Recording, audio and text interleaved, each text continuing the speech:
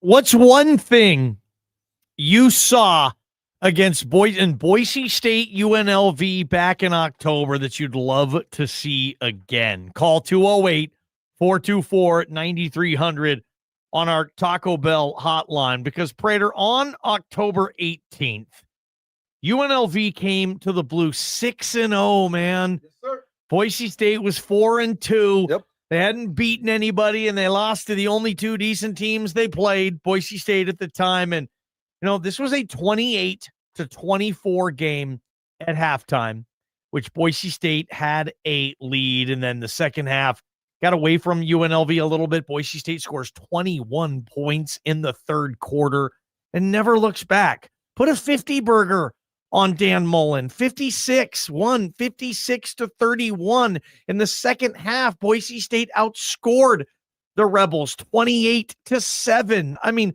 this was, as you like to call, Prater, UNLV got motorboated by Boise State. Prater, this was a Prater motorboat. Especially in the second half. I still think that that's one of the more impressive second halves we've ever seen from Boise State football this year. This game, on paper, that final score certainly makes you think that Boise State played a spectacular game, but there was a lot of ugly in this football game. And kind of like what they did against Utah State, just gutted it up, rallied in the second half, did what they had to do, and took care of business.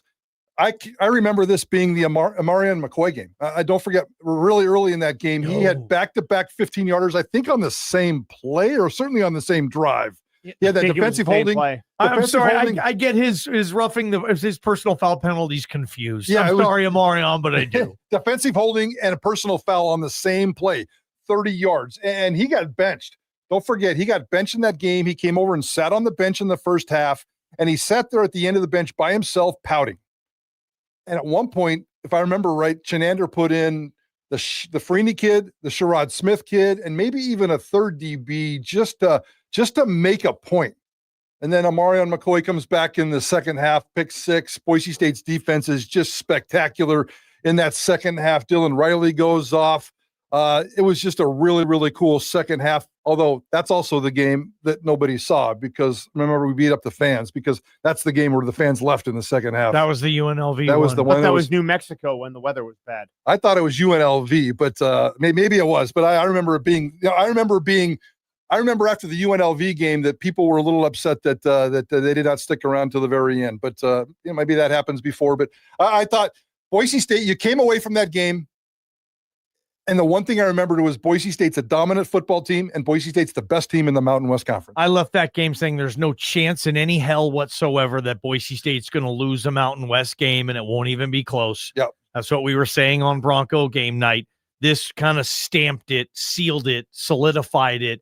I mean, Boise State had 558 yards against UNLV, and apparently – and I'm not saying this jokingly or not. I love Steve Cofield. He came on our show last hour. He says this defense is better. It's been better. That's the one glaring difference between UNLV 2 months ago and UNLV today. They play better D now. They didn't play any damn defense earlier on in the year. I don't know if that's true or not, but Boise State put up 558 yards. Prater, that's a motorboat. Yeah, that's impressive. That's very impressive. And by the way, you were right, Greg. Because I was looking back at the column that I wrote that night, and I said fans who were chastised earlier in the season for that leaving that game against New Mexico stayed for most of this entire game, even though it was a late blowout. So the fans did stick around. They did enjoy it. It was a spectacular second half, and everybody kind of came aboard. And I just still remember, even though all those things we just talked about, taking advantage of that defense, motorboating that defense, all the good and things, talking about the best team in the Mountain West. Maddox Madsen had a really up and down game. He opened up the game with a couple of really bad throws, but he came on pretty good later on. I thought Nate Potter, that was his first game where he was spectacular. He was really, really spectacular in terms of all kinds of different things. He certainly didn't call the Oscar Doyle fire drill pass that worked out for him, but a lot of creativity. That was the Cam Bates 35-yard run. That's what I was about to say. If you remember that right, and there was a couple of other things that were going on there.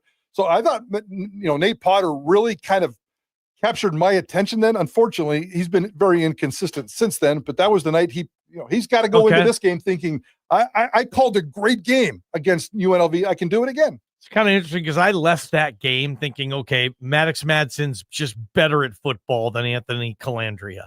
And it's not even close, and no one is going to tell me differently.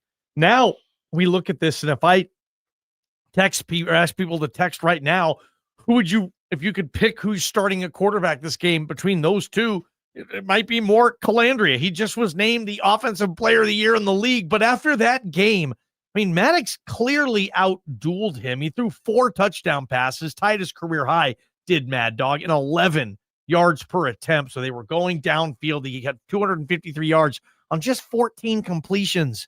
That's a downfield. If Mad Dog does anything like that, then I think Boise State's going to get to go play in another LA Bowl against a team we can talk about whenever. But UNLV, Prater, I did think they had an advantage at quarterback, but now I think probably UNLV probably has the advantage at quarterback here. We'll see how it plays out. You're probably not wrong. You're probably not You wrong. think Mad Dog can outplay Calandria? Oh, I don't know. I need to see him in the first quarter and see how healthy he is and how he looks. I still believe in a little bit of that rusty factor.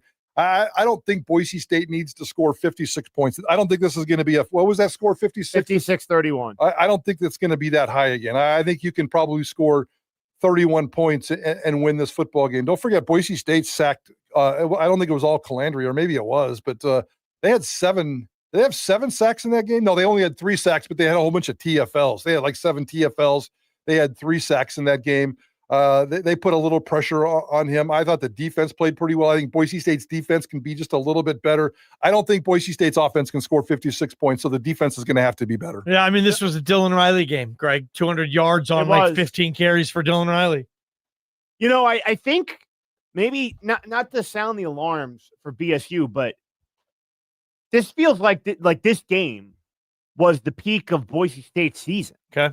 And you look at what happened after that. Obviously, I think, was Fresno the very next game? Yes. After a bye. No, Wait. They went to Nevada. It was kind of a sleepy Friday night in Reno where they won 24-3. They got in and got out. And then they had the 2 losses against the California schools, Fresno and San Diego State, with the bye sandwiched in between. And then, Colorado State was one of the worst teams in the league this year, one of the worst teams in FBS football this year. And then they kind of survive. And listen, give Boise State credit. That was a gutty win against Utah State. But I think if you're UNLV, you're saying, hey, the last 5-6 weeks, this Boise State team has not played to the same caliber that it played against us on October the 18th or whenever it was. Yep. And I think that UNLV, on the flip side, their only other loss, they lost the following week at home against New Mexico, and you looked at the season New Mexico ended up having. It doesn't look as bad as you would have thought at the beginning of the season. You would have said, UNLV lost to New Mexico. What's going on there? Obviously, New Mexico, probably the most overachieving team in the Mountain West this year. So my point here is, I think that UNLV probably comes in thinking Boise State, the best it played was 6 weeks ago against us. And now we're getting another crack at them with a quarterback that maybe is a little bit rusty. I'm not calling for the upset, but I certainly understand why the point spread is a much shorter spread this time around. I'm with you, Greg. And I just think Calandria and this offense and, if the guys are getting to know each other a little more, maybe that's helping. But, I mean, I think you were saying it, Prater. Dan Mullen's just done a terrific job. Yep. Very impressive this year. You Yep. have to tip your cap. He had an all-new team. I heard Barry it kills Odom birds. left him nothing, and they're 10-2. I mean, were they 9-3 going into this game last year? I can't remember if they were, but did Dan Mullen win 10 games in the regular season to Barry Odom's 9 last year? We thought this would be pertinent to this conversation as well. Boise State quarterback coach Zach Hill. We talked to him today. He shared his thoughts on what went right with the Broncos offense last time they played UNLV. Just the attack mentality. Kind of just getting out there and letting it rip, and whether that's from, our players' standpoint or coach's standpoint, and kind of feeling free to be able to just go out there and do our thing and trust our players and let them go do what they love to do. Attack mentality. I wonder how many times that's been said since that San Diego State game, or even before then, because that's kind of you kind of have to keep reminding the offensive coordinator that it's okay to pass the football and have that attack mentality. And I think they're going to have that attack mentality. Nate Potter's going to have to be just as good Friday night as he was the last time against UNLV. Very creative, go downhill. We're gonna see Maddox Madsen tested, and he wasn't that sharp early on against UNLV, and kind of just gutted his way through that performance and played well enough to lead them to victory. So I think there's going to be some ugly stuff coming from Maddox Madsen in this offense early. I still don't trust Nate Potter in this offense to be consistent. And you're right, Greg. UNLV is peaking right now, and they're peaking not because of their offense, they're peaking because of their defense. Yeah, and that's what I want to see as much. Like for me, guys, I want to see if UNLV can play a little D now. Well, and Prater said he thinks 31 might be enough to win this game. UNLV did score 31 up here 6 weeks ago. So yeah, just how much better has that defense gotten? We'll find out on Friday. And the weather, I think, is a factor. It's going to be cold, man. It might not be freezing, but for those dudes, very wet.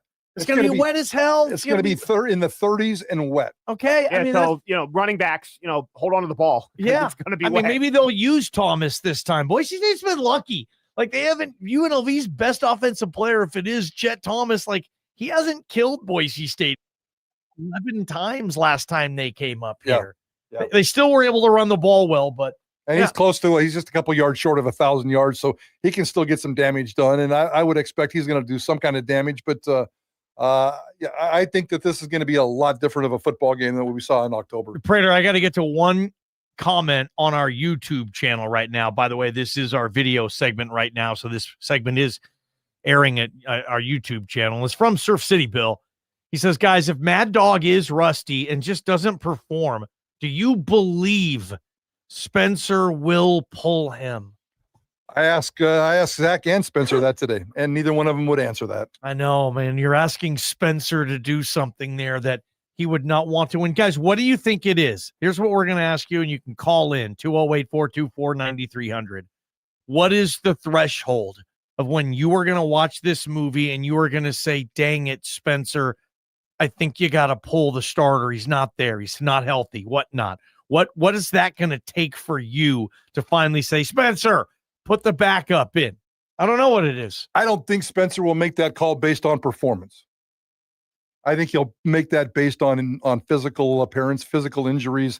If they don't feel like he's able, if Maddox Madsen comes out and goes 1 for 7 just because he sucks and they're winning, or losing, I don't think he's going to make a change. Okay. I don't think he's going to make. I think it's going to have to be really, really bad, and I don't think we've ever seen Mad Dog ever that bad. Okay, so it's gonna have to be it's gonna have to be a physical thing. And again, none of us are doctors, but by every account of what Spencer Danielson has said, dating back to the end of the Utah State game, where he said Maddox Madsen was really close to playing against Utah State. So now you give him another week.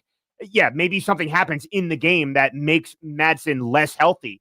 But it sounds like, you guys have been in practice. I think, Johnny, you went, and I know Bob's been down there. It sounds like it's full speed ahead. All the starter reps are Maddox Madsen. So to the point that Prater's making, it would be hard for me to think that they're going to bench him for performance reasons because, and it also seems like his health is at a good enough spot where unless something gets worse in the game, this is Maddox Madsen's game.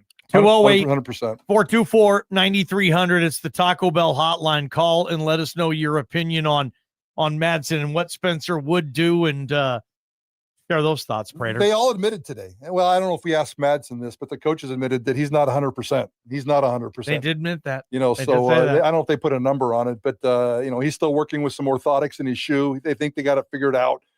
He's got 2 bad ankles. He's got a really bad toe. Those are all 3 separate injuries. He's had 3 weeks to deal with it.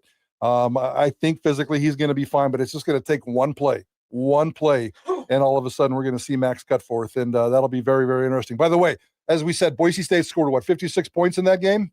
The over-under for this one is 58. Yeah, there you go. Dang. Hey, guys, one more comment here real quick, and it's on our YouTube channel again, and it says, it's from SWJ, and he says, I'm getting 2019 Las Vegas Bowl vibes, guys. I see Maddox being rusty, lack of timing with receivers, and a lot of sins. Those are, in Spencer Danielson's words, self-inflicted negative plays. Is he talking Bachmeier Henderson? Yes. Is that what he's talking about? Exactly. 2019 Las Vegas Bowl vibes of who to play. A lot of different stuff there. So all right. Well, let's get to the calls as well. 208-424-9300. And how about this? We will answer your question SWJ, about Mad Dog being rusty because we asked Zach Hill that same question earlier today, and we'll play you exactly what he said. We come back on KTIK, The Ticket. From the Beacon Plumbing Traffic Studio, this is Ticket Traffic. Your Broncos are set to host the Mountain West Championship this Friday at 6 p.m. against UNLV. Experience the chaos and excitement of Boise State football as they go for their third straight Mountain West title. Get your tickets today at broncosports.com and don't miss this final. Heavy and slow on the outbound connector Curtis through the Y. Westbound I-84 really slow from Vista through the merge. Busy conditions from the Flying Y through Eagle Road. Got an accident just before the Meridian exit off of the right shoulder. Not really causing any major delays through there this evening. This report is sponsored by Allstate. Wish you could save on home insurance? With Allstate, you could easily save and get quality protection. Yep, it's a win-win. So what are you waiting for? Check Allstate first for a quote today. You're in good hands with Allstate. I can't believe how spotless my floors look after using the Swiffer Power Mop. No more dragging around a heavy mop and messy bucket. Now I get the same deep clean without all the work. Thanks to the powerful solution and scrubbing pad of the Swiffer Power Mop, dirt and grime don't stand a chance. And I don't break a sweat. Mic drop. Mop drop.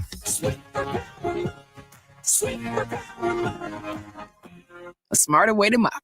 Try it or your money back. My name is Whitney Allen. I am a widow. My husband, Ryan, died. We never thought in a million years we'd have to use life insurance. The unexpected happened. With Ethos, it is so fast and easy. It's 100% online. You can get a quote in seconds, apply in minutes, and get same-day coverage, no medical exams, and you can get up to $3 million worth of coverage through Ethos. Get your free quote at ethos.com/beat. That's ethos.com/beat. Time spent on application may vary. Online health questions required. Feel the electricity, the excitement, the hard-hitting intensity, the action-packed thrill of live football. Get in the game and feel it. The famous Idaho Potato Bowl is just weeks away. Kickoff at 12 p.m. December 22nd at Albertson Stadium. Tickets on sale now. Visit FamousIdahoPotatoBowl.com today.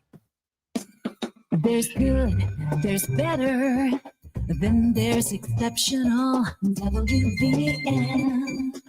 Western Building Maintenance, your exceptional local cleaning company, can help with all your cleaning needs. Janitorial, air ducts, carpets, upholstery, windows, hard floors, you name it. If it needs cleaned, they will clean it. Find them and all their cleaning services at WBMclean.com or call them at 208-345-2951 to find out how they can help with your specific cleaning needs. That's WBMclean.com. Western Building Maintenance thanks all their customers as well as their dedicated team of cleaning professionals for a fantastic 2025. Happy holidays and best of everything in the new year from Western Building Maintenance. WBM, Western Building Maintenance, exceptional. Every day is game day at Game Day Men's Health in Meridian. No shortcuts, just results. It's a defining new era in men's health. Game Day Men's Health in Meridian offers testosterone replacement therapy, erectile dysfunction, weight loss, and vitamin therapy. Spaces designed for men. Privacy, comfort, flat screen TVs, an in-house laboratory nailing down your testosterone level in a matter of minutes. Start living your best. Game Day Men's Health in Meridian. Prater and the Ballgame talk a good game. They always step up to the plate and answer the bell while not pulling any punches or dropping the ball.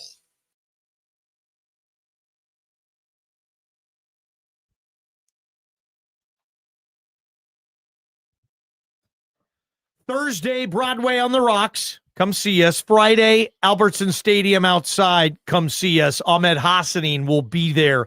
Hopefully you'll be there as well. Let's get to some calls. Taco Bell hotline, talking the quarterback, talking Maddox Madsen, talking the health. What point would you pull him? Or do you even think it's going to come to that? Prater doesn't think so, and I don't think so either. I think he's healthy enough where he's going to be able to get through this game. Neil in Boise is on the Taco Bell hotline, and you're first up, Neil. What do you have? Quarterbacks? What you got? Mike, you'll probably remember this because I can't call up the specific details, but like 15 or 20 years ago, the starting quarterback broke his ankle early in the season, and they had a senior quarterback come in. Yeah. Did okay, and then at the Fresno State game, the senior quarterback played the first quarter, and they let him have his send-off, and then the starter came back in. I thought that was real classy. Wow. Yeah, that was Ryan Dinwiddie broke his ankle at Arkansas, and B.J. Rhodey comes in and plays 5 games, goes 5-0.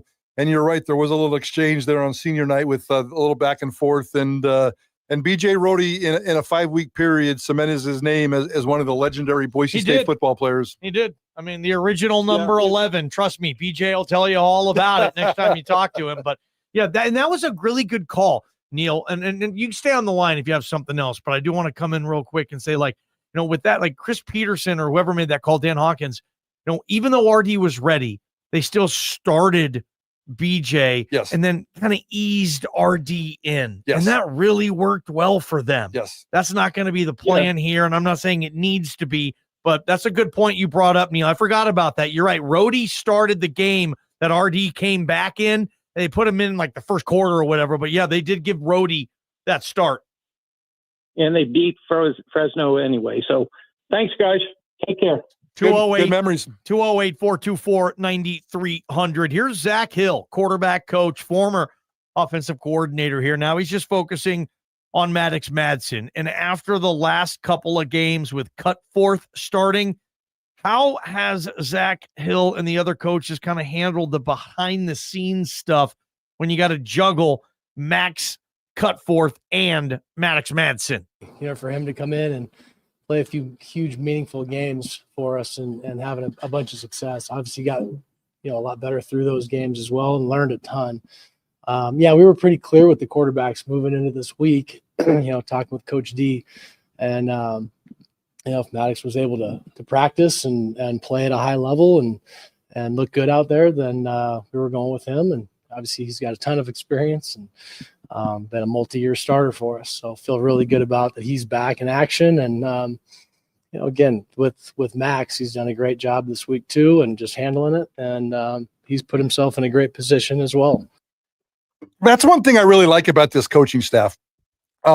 At least that's what they say. And they're very open and very honest. And Spencer Danielson plays that card all the time. It's like, Max, I don't care what you said to the media last week. You're sitting down. Yeah, and they do it way more diplomatically than ever Prater would ever do. But I don't think that they play games down there. They told Max, as soon as Maddox is healthy, he's coming back. And Max, you're sitting down, and we're not even going to have a conversation about this. That's just the way it's going to be. It was very professional in that matter. Yes. It was almost just by the book. It was, I'll say, a phrase we use around here sometimes. It was very corporate. Yes. Yeah, it was. Very good. That's very good. Perfect. And they handled it the way they handled it. Zach Hill also talked about, look, you asked this on the YouTube chat as well. What about rustiness? Mad Dog has not taken a snap since the first quarter of Fresno, November 1st. So it's been over a month. Zach Hill, quarterback coach, any rustiness with the doggy? Looking at the couple of practices that we've had at a fast pace, you could tell Mad Dog is feeling good. His arm is feeling good. He's throwing it really well. Continuing to feel out that toe and ankle a little bit, but he's moving around pretty well too. So excited about where he's at. Do you see any lingering effects from that injury still, or? He's using the insole and stuff too to just kind of support it, and so he's not what you would say full speed, all overall, but doing a really good job with it and is moving well. It's just different having a new insole in there. Is moving well is the key part here because that's the one thing Madsen can do. He can be a heck of a lot more mobile than Max Cutforth, and I think as much as we're all divided on this quarterback situation, we can all agree with that. Mad Dog certainly brings an element. And if he can't run around and create some havoc and pick up a couple yards here or a tough third down, that takes away a lot of his game and really kind of reduces his ability to go out there and be efficient. So plant toe, I know the toe and the ankle are on the plant on his right foot, and his left ankle is also banged up a little bit. So there's going to be some issues there, and there's going to be some tweaks and some bangs and some pain. how much he can handle it, Yeah. and how much he's effective running the ball is a big. Don't worry about Maddox throwing it. I'd be more worried about Maddox running the ball. Yeah, I mean, if he tweaks something, then you're going to look, and if he's really limping, I've seen Maddox tweak it before, whether it's at practice or a game, where something happens and all of a sudden, okay, now he's limping a lot more, because we've all had bum ankles and we've all tweaked them. Then all of a sudden it hurts again for a while. Couple of things like the Joe Burrow. He battled turf toe, a toe injury. He's back playing. I don't know if it's similar, how similar, but Maddox Madsen had a toe injury too. And that insole that Joe Burrow is wearing, I believe, is the one now that Maddox Madsen's wearing. They took a script from Burrow's playbook on that, and they're doing this turf toe, I think, whatever protection is on this insole. Hopefully it helps. And I agree with Zach Hill. The practice I was at this week, I had to sit there and watch for a while because I was that impressed with how well Maddox Madsen was throwing the football. Real quick, I walked in there thinking, you know what, Max Cutforth should be starting. It was Monday morning when I went to practice. This should be Cutforth. I left that building saying, okay, they know a hell of a lot more about this than me, because Maddox Madsen was throwing the ball very, very well, like he does when he's good. People don't think like he can ever throw or make it. He's really good sometimes, and he's a better thrower than Max Cutforth. Yeah, and he was he was way out throwing Max Cutforth, way out throwing. One thing that they did one thing they did last week with that orthopedics was they put a straight piece of metal in his shoe last week, and Maddox said that was incredibly painful and incredibly uncomfortable and not effective at all. And somewhere in the last 3, 4, 5, 6 days, they got a personalized, form-fitting piece of orthopedics that they put in his shoe. Yep. And he said now it kind of feels like gold. And so, yeah, he's going into this game mentally 100%. He's going into this game, I'll say 90% physically. It's good enough to beat UNLV, but we also know that there's Maddox Madsen, and he could have some troubles, which could lead to a decision ball game. Yep, that decision, Zach Hill, he talked about it, quarterback coach. What is the plan if Maddox Madsen struggles? Yeah, the quarterbacks know. I mean, ultimately, it's not about egos or reputation or any of that stuff. I mean, it's about winning football games, and so we've got to finish this with a win on the blue, and however that looks, we're going to put the best guys on the field that we feel like is going to go execute that. Didn't answer my question. That's the corporate answer right there. I guess that's the smart answer, but coaches have plans, contingency plans for everything. I guarantee you the offensive coaches have sit around, okay, what's the plan, guys? What's the leash? Is it short? Is it medium? Is it long? Is it mental? Is it physical? Is it a pass? Is it a run? Is it a fumble? Is it just a look in Madison's eyes? It's like he's overwhelmed. What is it? I don't know what it is. And maybe they don't know either, but there's got to be some kind of plan. And they've got to know going into this game what they're going to do with this quarterback if Maddox Madsen physically or effectively in terms of the skill set struggles in this game. Guys, I think in a lot of ways that's the $1 million question with this game. I think that it's entirely possible on Monday if BSU loses this game, where we're having a conversation about was the leash too long, or maybe Maddox Madsen plays the entire game, and we're saying, well, could you have jolted the offense a little bit with Max Cutforth, who did play very well against Utah State? I think that's a really difficult thing about where this staff is at right now, is that if they're obviously proceeding as if Maddox Madsen is healthy, there is no tomorrow. I mean, this is the Mountain West Championship game. And so in theory, you would want to operate with an all hands on deck approach. But when they're kind of saying all week, it's Maddox Madsen, this is his game, then how do you toe that line of wanting him to be back and, be your starting quarterback again versus having to have maybe a sense of urgency if this offense comes out of the gate a little slow? I think that's a really tough thing to weigh this week. Yep. One thing, Maddox Madsen's gotten off to slow starts in a lot of games and finished strong. So you got to kind of put that into fact. Just because he has a so-so first quarter doesn't mean he can't be pretty good in the second half and win a football game. And it's Spencer, man. Like, it's going to have to be a complete and total dumpster fire if Spencer's going to make a move. I just don't. It's going to have to be almost to the point where it's already out of hand. I would agree. They've with already that. lost, essentially. Is nothing Cutforth can do to bring them back. It's Johnny Unitas in Super Bowl III. 208-424-9300. Share your thoughts, what you want to do, you guys. with the quarterback position. How long should the leash be? At what point will you say, okay, that's enough? Spencer, you got to make the switch now. Text that to you. We got soapboxes to hop on and tell you about a new 3-game series that starts tonight here in Boise. It's KTIK The Ticket. This is Idaho Sports Talk with Prater and the Ball.